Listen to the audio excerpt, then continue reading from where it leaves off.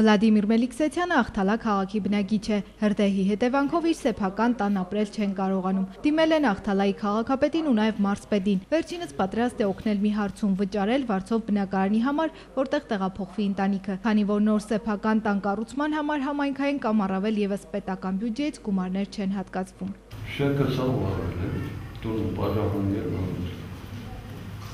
Որ մի օգնություն չեն տվել, ես 4 ամիսա։ Մենք ասել ենք ձեր բնակարանի ժամանակավոր լուծումը տալու համար պատրաստ ենք ձեզ Աղթալա յուրաքանչյուր վարձակալած բնակարանի համար գումար վճարենք, որ դուք տեղափոխվեք, ապրեք մինչև ձեր սեփական տունը սարքեք։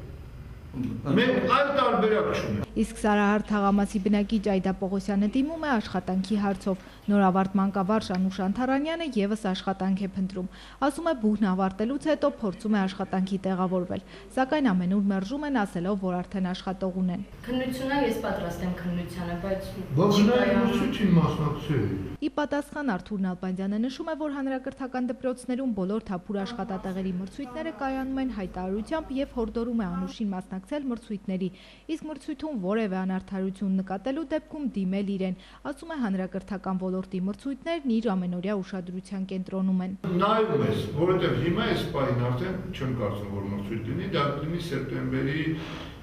նախաշեմին։ Բոլոր մեր դպրոցները ուսումնասիրում ես, իհարկե ոչ ավագ դպրոցները, որովհետև այնտեղ դասվար էլ չի բնական։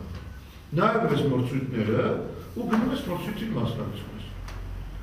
Նույնիսկ օր առաջ ինձ ուղղակի կարող եք մրցույթի մասին տեղեկացնել։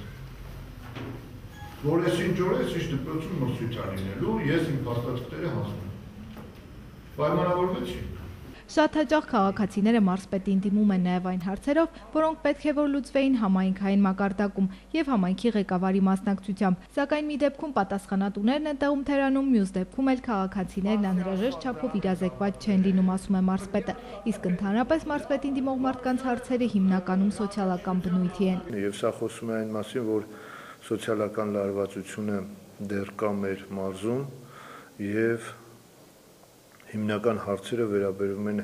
հենց սոցիալական խնդիրներին, դրա համար փորձում ենք մեր հնարավորության սահմաններում օգտակար լինել, փորձում ենք ուղղորդենք եւ բացի այդ բոլոր նման հանդիպումներին, ընդունելությունների ժամանակ պատահական չի, որ մենք մեզ հետ հրավիրում ենք նաեւ մարզի առողջապահության վարչության պետին, թիմ վարչության պետին եւ կառույցների ղեկավարներին, որոնք ի վիճակի են տեղում սպառիչ պատասխան տալ կոնկրետ իրենց բնակավարին վերաբերվող հարցերին։ Հերթական ընդունելության ընթացքում Լոռու մարզպետը ընդունեց թվով 23 քաղաքացիների, որոնց կողմից ներկայացված խնդիրների մի մասի լուծմանը խոստաց հավաճակցել։ Մերիկո Լոլյան, Արման Տիտանյան, լուրեր։